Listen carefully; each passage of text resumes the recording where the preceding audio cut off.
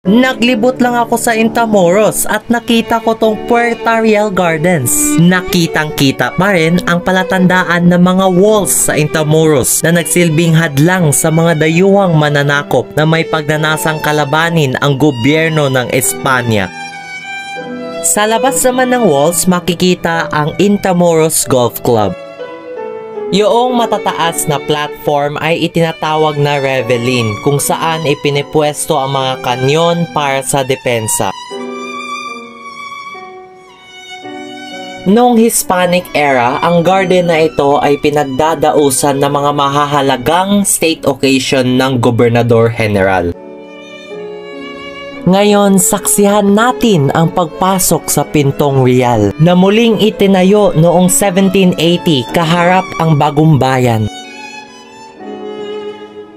At sa loob, maraming nakaukit sa bato.